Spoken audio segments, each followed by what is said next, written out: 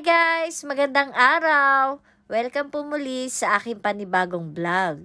Tayo po ngayon ay magluluto ng masarap na merienda o kaya pambaon o kaya pang snacks. Ito ang carrot loaf bread o kaya ay carrot cake. Bukod sa masarap na, masustansya pa. Nilagyan ko po ito ng instant oatmeal. Madali lamang po ito gawin, sundan nyo lang po ang aking video, tapusin nyo po hanggang sa huli. Ito po ang ating mga sangkap, 300 grams na carrots, 4 na itlog, 1 cup evaporated milk, 1 tablespoon vinegar, 1 cup vegetable oil, 1 and 1/2 white sugar, 1 teaspoon vanilla, 360 grams o 3 cups all-purpose flour, half teaspoon salt, 1 and a half teaspoon baking soda, and 1 and a half teaspoon baking powder, at 1 cup na instant oatmeal. Una, ang gagawin nyo po ay i-grate nyo po ang inyong carrots. Gamit po nito. Or pwede kayo gumamit ng any grater kung anong available po ninyo. After nyo po na mag-grate lahat ng carrots, gagawa naman po tayo ng buttermilk. Sa isang tasa po ng evaporated milk, ilagay nyo po ang 1 kutsara na vinegar. At haluin nyo po ito. Umpisahan na po natin gumawa ng masarap na carrot loaf bread. Una, isift po muna natin itong ating all-purpose flour para siguradong malinis at walang buo-buo. Pagtapos po natin masala ang ating harina, ilagay na po natin ang baking powder, baking soda, at ang ating asin. At haluin po natin ito. Tapos ilagay na rin po natin ang ating 1 cup na instant oatmeal. At haluin po natin ito.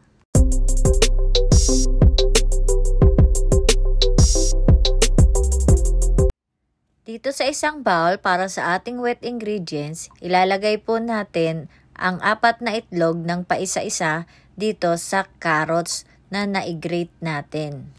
Tapos haluin po natin ang mga ito.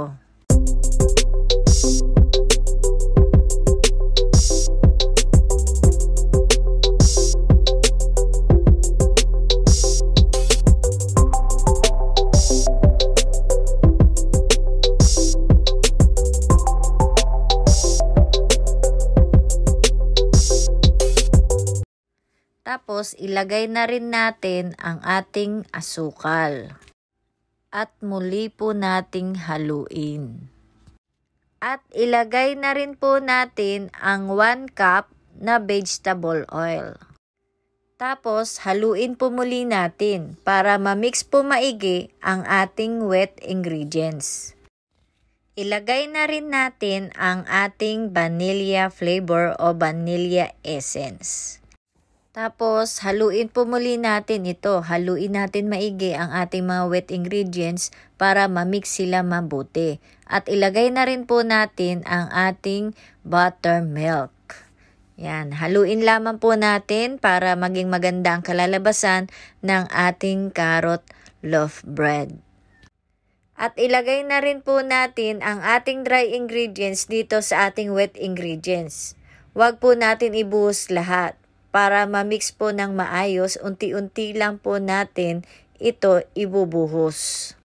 Huwag po natin ito i-overmix para maging malambot ang ating loaf bread. Sana po ay magustuhan nyo ang recipe na binabahagi ko po ngayon. Ako po ay lubos na nagpapasalamat sa inyo dahil sa walang sawang panunood at pagsuporta ninyo sa aking munting channel. Sa ating recipe, makakagawa po tayo ng 3 carrot loaf bread. Kaya ko po ito tinitimbang para maging pantay-pantay po ang ating gawa. Ang ating oven ay naka-preheat na po sa 350 degree Fahrenheit. Ibibake po natin ito ng 75 minutes. Kapag nasa 70 minutes na po, mag-toothpick check po kayo kung luto na po. Kasi minsan iba-iba po ang temperatura ng ating oven. Mas maigi pa rin mag-toothpick check po tayo para siguradong alam natin na luto na ang ating loaf bread. Para may design po ang ating carrot loaf bread, lalagyan ko po ito ng parang biyak sa gitna. Ang gagawin nyo lang po, sa isang spatula, maglagay lang po kayo sa dulo nito ng oil. Tapos itutusok nyo lang dyan sa ating cake para magkaroon po ito ng hati.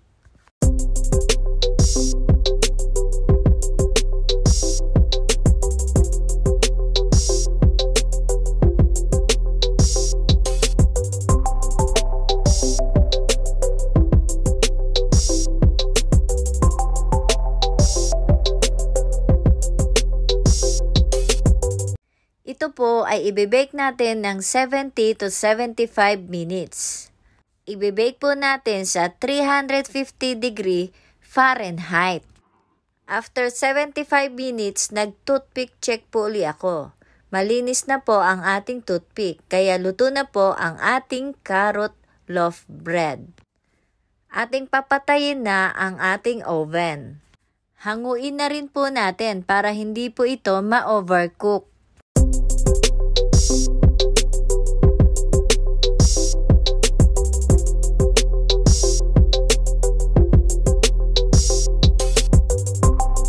Ito na po ang ating masarap na carrot loaf bread o carrot cake.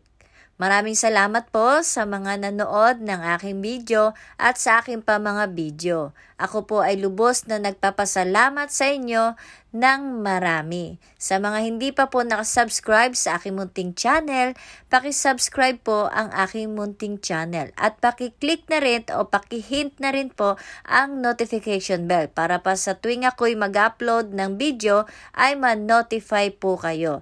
Maraming salamat po, ingat kayo and God bless you all.